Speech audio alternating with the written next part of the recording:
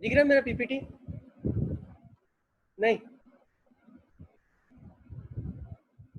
अब दिख रहा है?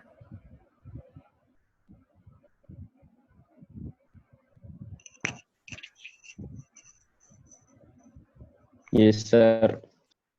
Okay. So last time we started this chapter prism. I just क्या बोलते हैं, थोड़ा सा वापस से रिव्यू कर लेता हूँ और उसके बाद हम लोग आगे चलेंगे. ओके.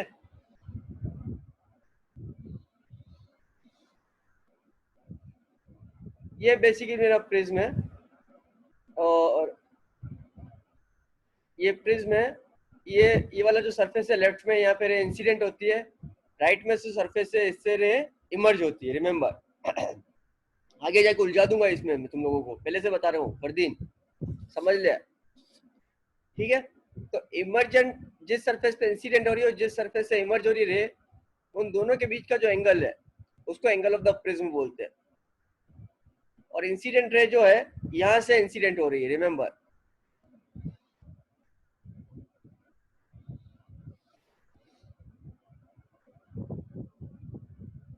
इंसिडेंट रे यहाँ से नहीं आ रही है. अगर इंसिडेंट रे यहाँ ऊपर से आती ना तो ये वाला सरफेस हमारा इमर्जिंग सरफेस हो जाता.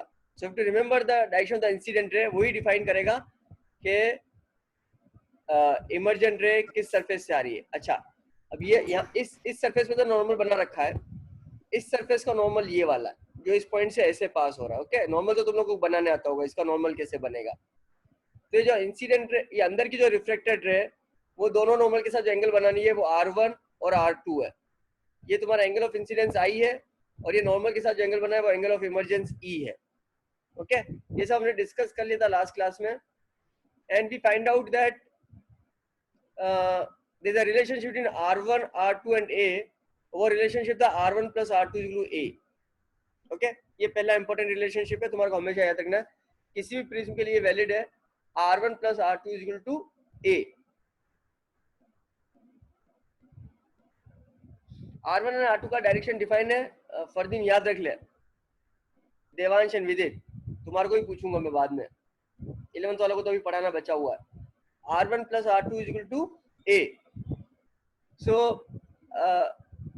उसके बाद हमने डेविएशन डिफाइन किया था. ये जो रे है मेरी इंसिडेंट है, इसको एक्सटेंड करता हूँ तो ये मेरी ओरिजिनल डायरेक्शन है. ये जो फाइनल इमर्जेंट रे है इसको पीछे एक्सटेंड करता हूँ तो मेरी इमर्जेंट रे है. तो इंसिडेंट रे और इमर्जेंट रे के बीच जो एंगल होता है डेल्टा, उसको डिफाइन करते हैं एंगल ऑफ डेविएशन. और वो हम लोगों ने डिराइव किया था delta is equal to I plus E minus A. Okay, तो ये दोनों हमने डिफाइन करने के बाद what we look at it is condition for no emergence, यानी कि रे कभी भी सेकंड सरफेस से बाहर नहीं आए. तो इसका मतलब सेकंड सरफेस पे जो रे इंसिडेंट हो रही है जो कि एंगल R2 है, वो एंगल R2 जो है वो थीटा क्रिटिकल से ज्यादा होना चाहिए. And if we say that it never emerges out for no emergence, that कुछ भी कंडीशन हो जाए रे कभी भी बाहर नहीं आएगी, तो R2 की हर वैल्यू थीटा क्रिटिकल से ज्यादा होनी चाहिए. यानी कि R2 की जो मिनिमम वैल्यू है वो भी थीटा क्रिटिकल से ज्यादा होनी चाहिए. सी अंडरस्टैंड द सीक्वेंस. जैसे मैं कंक्लूड कर रहा हूँ, I am not reading the sheet. Okay, तुम्हारे को भी प्रिज्म में ऐसे ही स्टेप बाय स्टेप सवाल पढ़ के कंक्लूड करना होगा और आंसर तक पहुंचना होगा. अगर R2 की मिनिमम वैल्यू थीटा क्रिटिकल से ज्यादा है ना, अपने पास क्या रिलेशनशिप है R1 प्लस R2 A. तो अगर R2 अपनी मिनिमम वैल्यू को पहुंच गया है तो R1 अपनी मैक्सिमम वैल्यू को पहुंच जाएगा. ठीक है, R1 की मैक्सिमम वैल्यू कब होगी? जब I की मैक्सिमम वैल्यू होगी. और I की मैक्सिमम वैल्यू क्या हो सकती है? I की मैक्सिमम 90 डिग्री हो सकती है, I तो तुम्हारे हाथ में. तो as soon as you put I equal 90 degree, तुम्हारे पास R1 की वैल्यू आ जाती है और R1 की वैल्यू थीटा क्रिटिकल आ जाती है. Because sin 90 is 1, so sin R1 will equal to 1 by mu which is theta critical. अगर R1 थीटा क्रिटिकल आ गया और हमारे को मालूम है R2 को थीटा क्रिटिकल से ज्यादा होना है. What is R2? R2 is A minus R1. R2 is A minus R1. So A minus R1 has to be greater than theta critical, and R1 की वैल्यू थीटा क्रिटिकल है जो कि उसकी minimum value है. So what we get is A is greater than twice theta critical. This is the condition.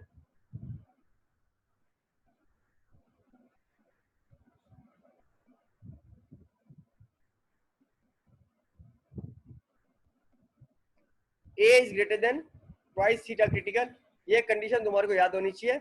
This is the condition for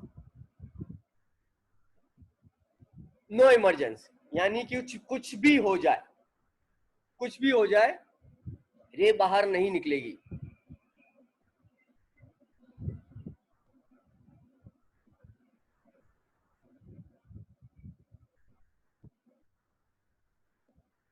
देख लो अभी क्या हो रहा है.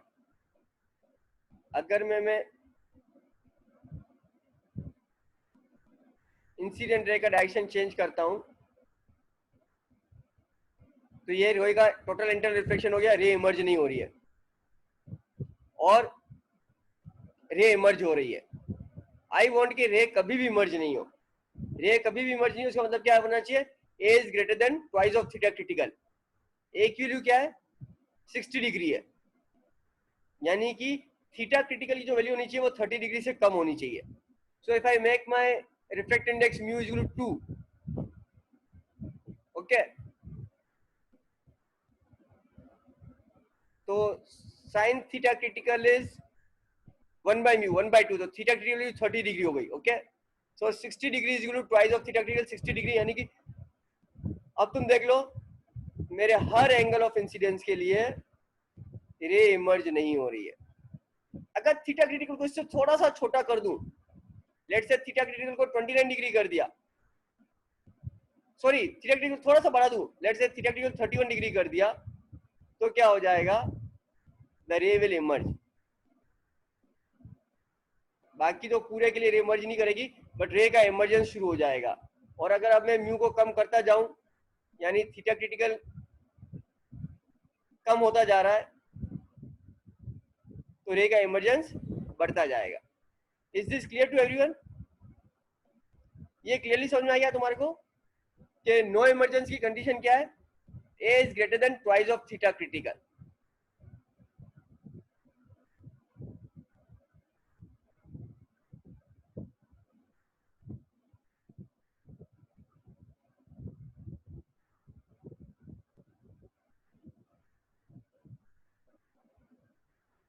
Now we come to the next point, which I says uh, condition for always emergence.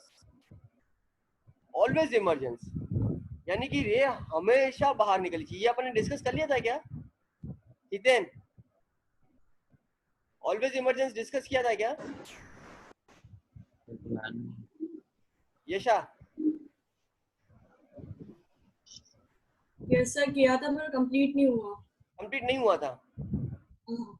Okay, so will start for always emergence. Always emergence का क्या मतलब है, R2 की कोई भी वैल्यू हो, रे हमेशा इमर्ज करेगी. इमर्ज करने का मतलब है R2 की वैल्यू किससे कम होनी चाहिए, थीटा क्रिटिकल से कम होनी चाहिए. ठीक है, and any value of R2 is less than theta critical. क्या मतलब है, R2 की जो मैक्सिमम वैल्यू है वो भी थीटा क्रिटिकल से कम होनी चाहिए.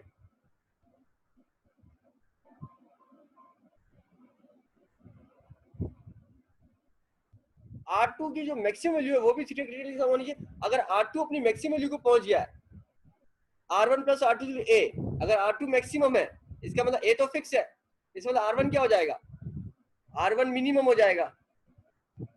अगर R1 मिनिमम है, R1 मिनिमम कब होगा, जब I मिनिमम होगा, और I की मिनिमम वैल्यू क्या है, 0. That means R1 is also 0, तो R2 की वैल्यू क्या हो गई, A हो गई. फॉर ऑलवेज इमरजेंस अपन बोल रहे हैं R2 जब थीटा क्रिटिकल है तो जस्ट ग्रेजिंग इमरजेंस हो जाएगा 90 डिग्री पे, right? That means R2 A के बराबर हो गया, and R2 is equal to theta critical. So sin theta critical is equal to A. That means अगर एक थीटा क्रिटिकल से कम होगा तो रे हमेशा इमर्ज करेगी. Is this clear to everyone? हमारे पास दो कंडीशन आ गई now, A less than theta critical and A greater than twice theta critical. A less than theta critical में हमेशा इमर्ज करेगी, A greater than twice theta critical में कभी भी इमर्ज नहीं करेगी.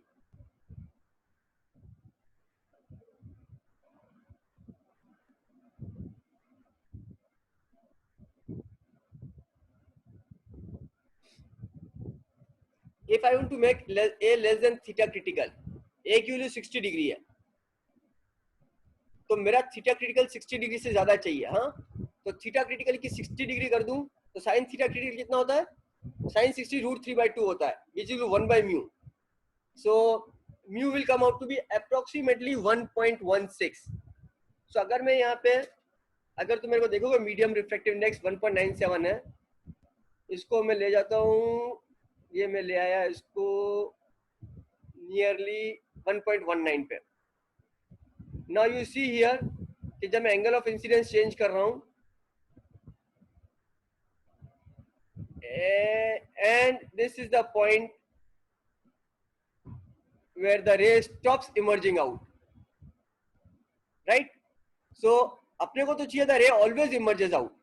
अब देखो मैं क्या करता हूं, इसको ये 1.18 कर दिया, रे still emerging out, angle of incidence को और छोटा कर दिया, रे स्टॉप्स इमर्जिंग आउट. मैं इसको 1.17 करता हूं और एंगल ऑफ इंसिडेंस को और छोटा करने की कोशिश करता हूं, but it still coming out, right. As soon as I make it 1.16 और देखो मेरी जो इंसिडेंट रे है वो एग्जैक्टली नॉर्मल पे आ गई है. 1.16 मींस साइन 60 √3/2, तो म्यू की वैल्यू क्या हो गई? 2/√3. दिस इज द पॉइंट जब मेरा आई मिनिमम हो गया है, R1 मिनिमम हो गया 0, R2 a के बराबर हो गया है, and the rays actually it's just grazing over the surface.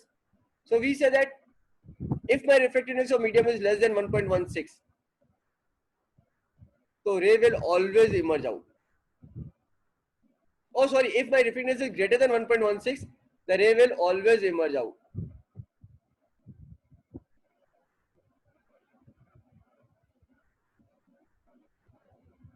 है ना. अब देखो मैंने रिफ्रैक्टिव इंडेक्स 1.16 से कम कर दिया, 1.12 कर दिया. मैंने वर्ड्स गलत बोल दिए थे, वापस से अपने वर्ड्स को करेक्ट करता हूँ. रिमेंबर, जैसे ही मैंने रिफ्रैक्टिव इंडेक्स को 1.16 से कम कर दिया, रिफ्रैक्टिव इंडेक्स को 1.16 से कम कर दिया 1.12, यू सी कि मिनिमम एंगल ऑफ इंसिडेंस पे भी रे बाहर आ रही है, और जैसे जैसे मैं एंगल ऑफ इंसिडेंस बढ़ाता जा रहा हूँ रे बाहर आती जा रही है. Is this clear? So this is the condition for always emergence, that is your A has to be less than theta critical. Clear हो गया? ये दो कंडीशन क्लियर हो गई. A is less than theta critical, A is greater than twice theta critical. यानी कि A की value या तो थीटा क्रिटिकल से कम होनी चाहिए तो हमेशा इमर्ज होगी, और अगर A की value twice of theta critical से ज्यादा है तो कभी भी इमर्ज नहीं होगी. अगर A की वैल्यू थीटा क्रिटिकल और ट्वाइस थीटा क्रिटिकल के बीच में, वॉट एवर समवेयर हियर, मैंने ईटा की वैल्यू निकाल दी ना 1.16 एंड 2, सॉरी ईटा क्या, म्यू की value. Now you can say that for some angle of incidence the ray will never emerge out और will emerge out, not emerge out, and for some angle of incidence the ray will emerge out. So I can see here कि अभी जो मैंने mu choose किया ना, उससे angle A क्या है, थीटा क्रिटिकल से बड़ा है और 2 थीटा क्रिटिकल से ज्यादा है. So you understand those two boundary points, theta critical and 2 theta critical, where the ray will either always emerge out or will never emerge out. Okay?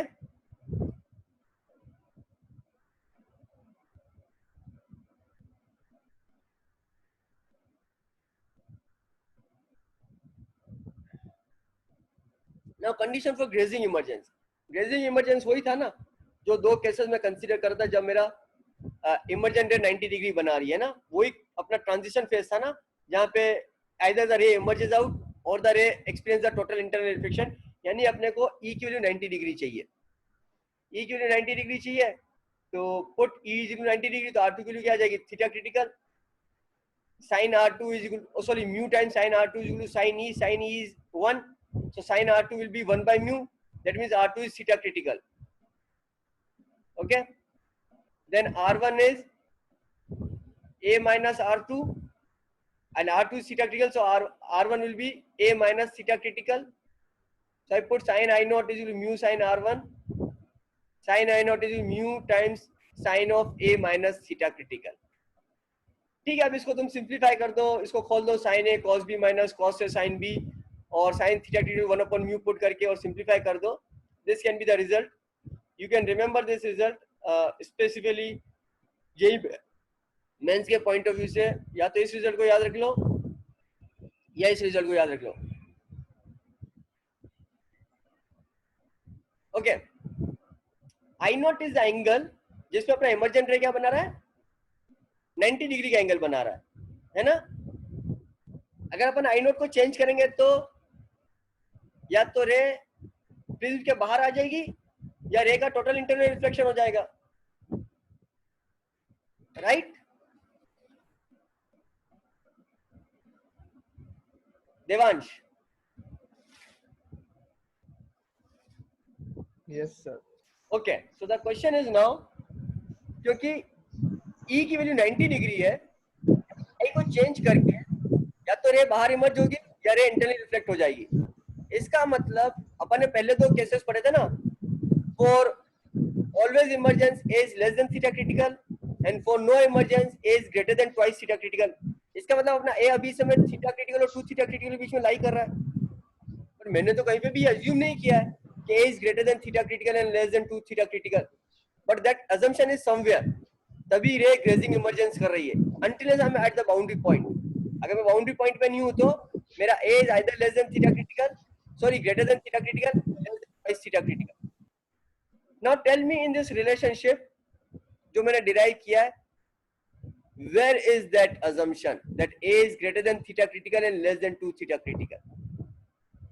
Devansh बताओ मेरे को, कहां पे तुम्हारे को दिख रहा है कि a greater then 2 theta critical है और लेस देन 2 थीटा क्रिटिकल है?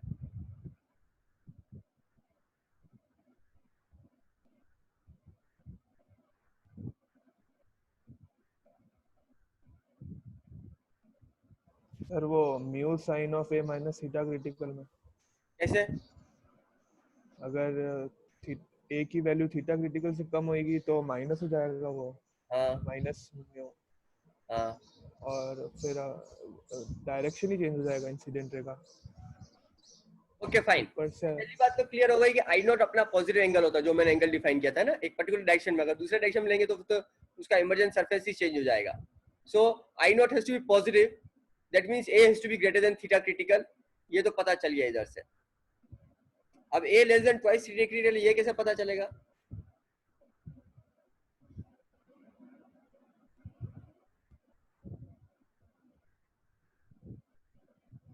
a less than twice theta critical है, ये कैसे पता चलेगा?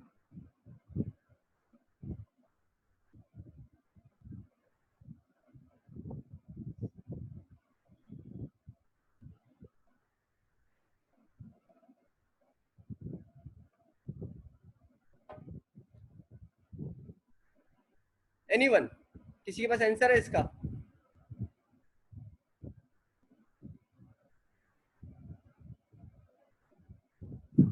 सर साइन आई नॉट की जो मैक्सिमम वैल्यू हो जाएगी वो 1 हो जाएगी.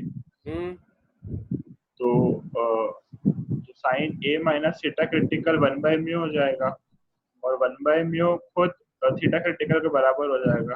तो ए मेरा 2 थीटा क्रिटिकल से छोटा होने क्या क्या क्या? सर साइन आई नॉट जो होता है ना वो 1 से छोटा या 1 के बराबर होना चाहिए. हाँ, तो 1 अपॉन म्यू जो हो जाएगा वो sign A minus theta critical से छोटा होना चाहिए. तो a माइनस 1 अपन म्यू जो है वो मेरा खुद थीटा क्रिटिकल ही है. तो a minus theta critical is less than theta critical आ जाएगा. तो a is less than 2 theta critical आ जाएगा वहां. समझ में आया मुदित क्या बोल रहा है? मुदित सर थोड़ा है सर, बट थोड़ा नहीं, बिल्कुल भी नहीं आया. इसने क्या किया, फिजिक्स में ट्रिग्नोमेट्री घुसा दिया, और अपने को ट्रिग्नोमेट्री आती नहीं है, सीधी सी बात है. मैंने पहले ही बोल दिया फिजिक्स में मैथ्स आनी बहुत जरूरी है, तुम बिना मैथ्स के फिजिक्स नहीं कर सकते. यशा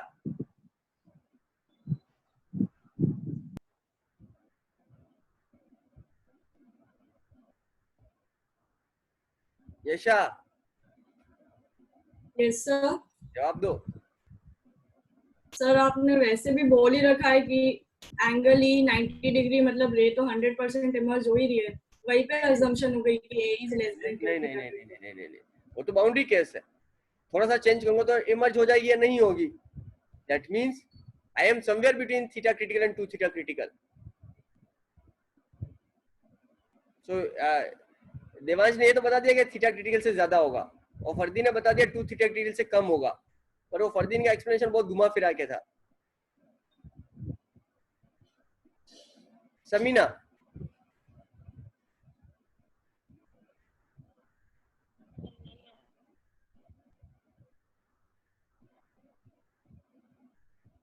बाय वाले बच्चों को भी आना चाहिए, वैसे पूछ नहीं रहा हूं मैं बाय वाले बच्चों से. शुभम,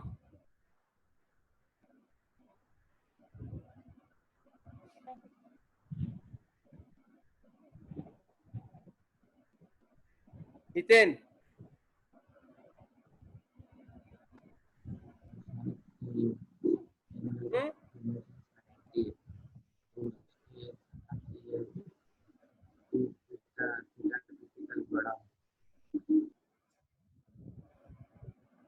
खुश,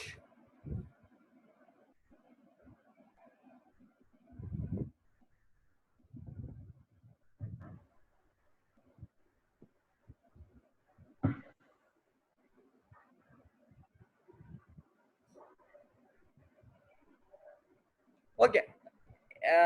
अगर मैं ए को 2 थीटा क्रिटिकल से बड़ा ले लेता हूं तो A minus theta critical theta critical से ज्यादा हो जाएगी, है ना. ए माइनस थीटा क्रिटिकल से ज्यादा हो जाएगी, यानी वो जो एंगल बना A minus theta critical sine of theta जो कि थीटा क्रिटिकल से ज्यादा है, तो उसकी value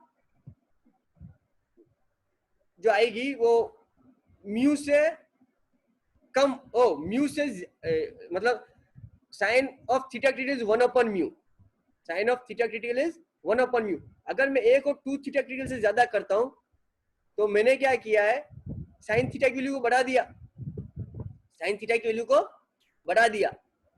and if I increase this, that means जो ये वाला एक्सप्रेशन है,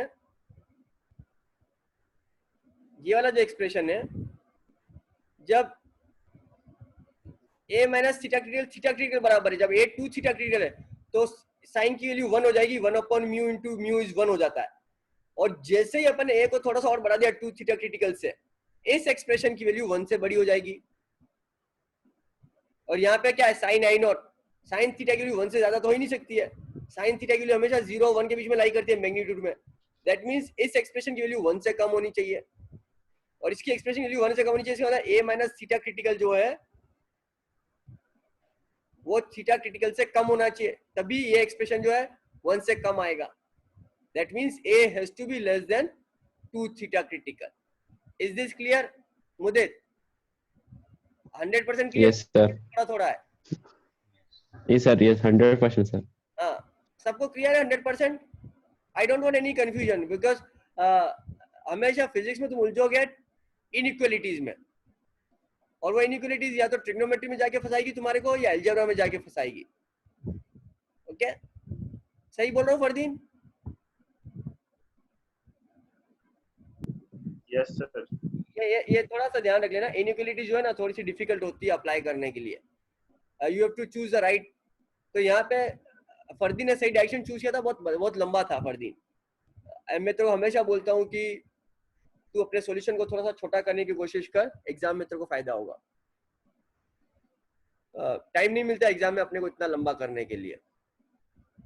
okay, is this clear to everyone? So now we are clear.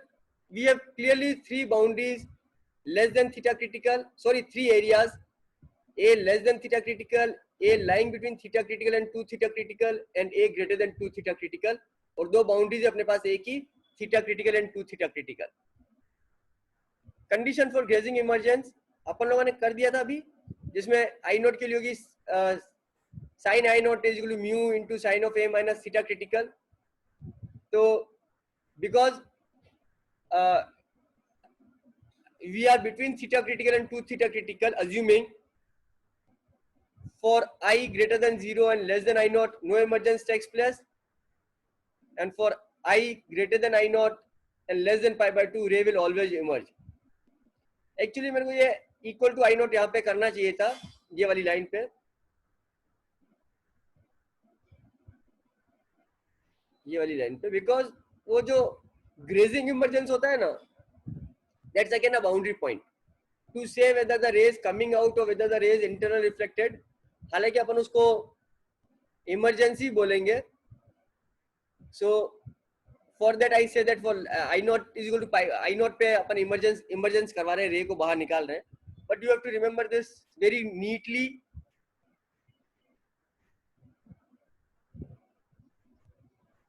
I greater than equal to 0 less than I naught no emergence, and I greater than I naught less than pi by 2 ray always emerges. Okay? जितने ज्यादा formula रट लोगे तुम लोग, exam में सवाल उतने फटाफट सॉल्व हो जाएंगे. ये बात ध्यान रख लेना. Condition for minimum deviation. What is deviation? Deviation is I plus E minus A. So, what is the condition for minimum deviation? I actually want to find out minimum deviation, but I'm giving you the condition for the minimum deviation, and the condition for the minimum deviation is angle of incidence is equal to angle of emergence, that is I is equal to E. Now you can ask me कि ये कहाँ से आया है? Then I'll say कि for math student mu1 sin I is equal to mu2 sin R, and delta is equal to I plus E minus A. Differentiate the equations and solve it, and you know that for any function y to be maximum or minimum, dy by dx is equal to 0. तो differentiate करके उसको 0 कर दो, and you will find out that the condition for the minimum deviation is I is equal to E. Okay?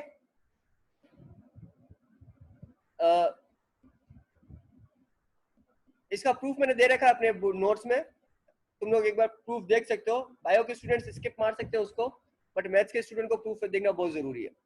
So delta is equal to I plus E minus A. I is equal to E. Delta min is 2I minus A. पहले surface पे हो जाएगा 1 into sin I is equal to mu times sin R1. Second surface पे हो जाएगा mu into sin R2 is equal to 1 into sin I, because I is equal to E. दोनों equation को solve करेंगे. What you will get is sin I is equal to mu sin R1. sin I is mu sin R2, cancel हो जाएगा.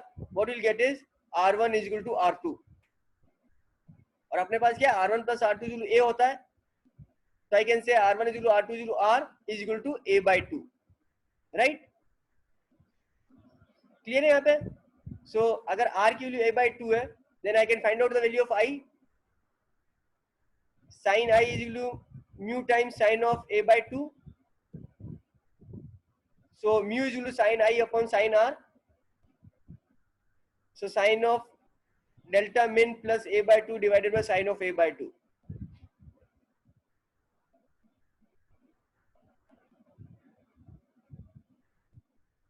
कुछ लिखोगे नहीं तो समझ में नहीं आएगा.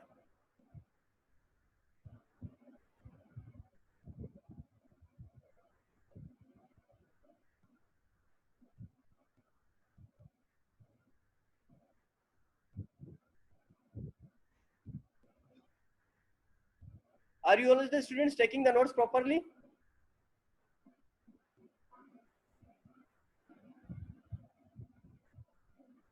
ठीक है. Condition for the minimum deviation is I is equal to E. जो मिनिमम डेविएशन निकाला है उसका रिजल्ट याद रख लो.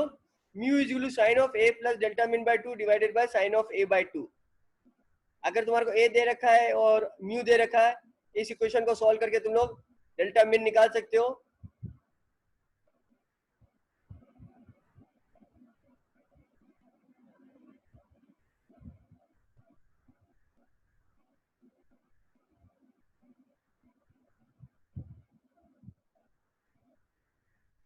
I have directly jumped to this graph क्योंकि क्लास का टाइम ओवर होने वाला है.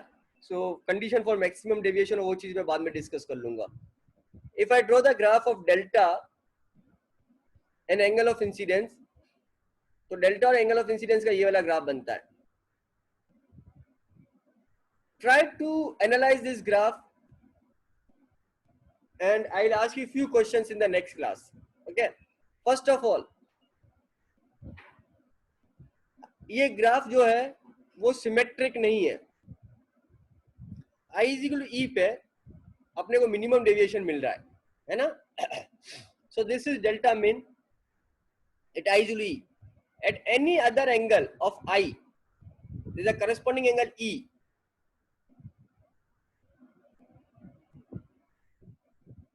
then अपने पास for angle deviation delta there are two values of I and E, because I and E are interchangeable ना। अगर ये एंगल I से एंटर होती है तो E से इमर्ज होगी, और अगर E से एंटर होगी तो I से इमर्ज होगी। so I and E are basically interchangeable। This graph is very important. पहली बात, एंगल आई टू ई के अबाउट जो ग्राफ है ये सिमेट्रिक नहीं है। You have to find out the reason why symmetric नहीं है। जब आई की वैल्यू मिनिमम है तो ई की वैल्यू 90 डिग्री है, और जब आई की वैल्यू 90 डिग्री है तो ई की वैल्यू मिनिमम है।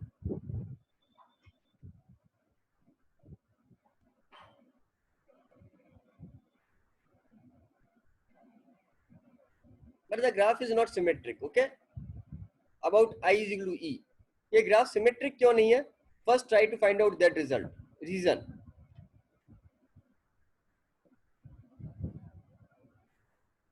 And when I is equal to E, तब एक बहुत इंपॉर्टेंट रिजल्ट होता है, जब I E के बराबर होता है तो R1 R2 के बराबर हो जाएगा प्रिज्म के अंदर। उस समय जो लाइन होगी जो रिफ्रैक्टेड रे प्रिज्म के अंदर होगी ना, वो प्रिज्म के बेस के पैरेलल हो जाएगी। At the condition for the minimum deviation, that is when angle I is equal to E, the ray inside the prism will become parallel to the base of the prism. ये भी एक बहुत important result है, इसको याद रख लेना।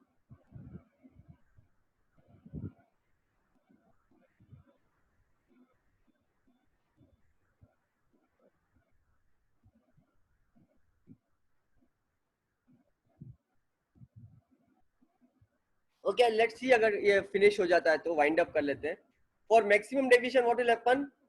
आई am giving you directly the condition कि maximum deviation will happen when I has a maximum value which is 90 degree, and at that I max will be delta max will be I max plus E minus A which is 90 plus E minus A, and for I is 90 degree you will find E is equal to sin inverse mu of sin of A minus theta critical।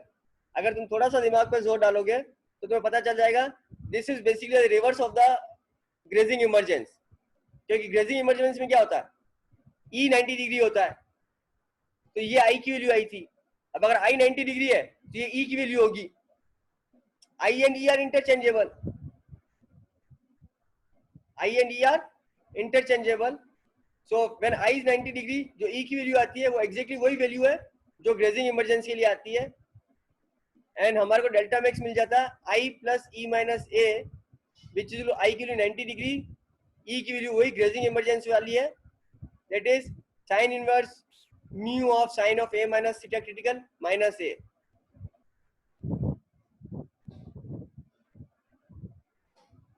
I expect कि सब बच्चों को ये result जो है ना, खास करके ये वाला ग्रेजिंग इमरजेंस वाला अच्छे से याद हो जाना चाहिए। ये वाला रिजल्ट ये कोई ज्यादा डिफिकल्ट नहीं है, if you try to remember याद हो जाएगा तुम लोगों को। Is this clear? So we will stop here only because I don't think we have much time left. फिर नेक्स्ट टॉपिक करेंगे तो फिर कंप्लीट नहीं हो पाएगा।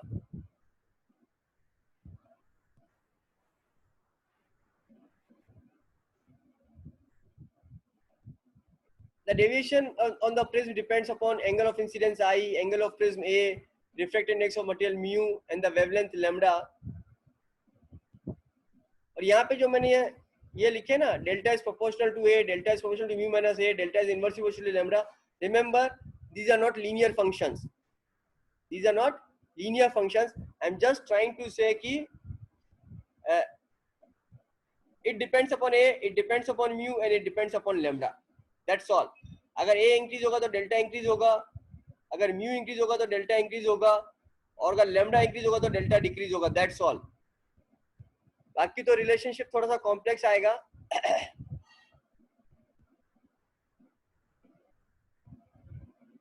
एंड दिस ग्राफ, इस ग्राफ पे हमेशा जेईई मेंस में एक सवाल आता है, कभी कभी तो सीधा सीधा एक ग्राफ ही आ गया था एग्जाम में पूछने के लिए, बाकी इस ग्राफ पे एक सवाल आता है, तो इस ग्राफ को भी थोड़ा अच्छे से तुम लोग विजुअलाइज करके डाइजेस्ट करना।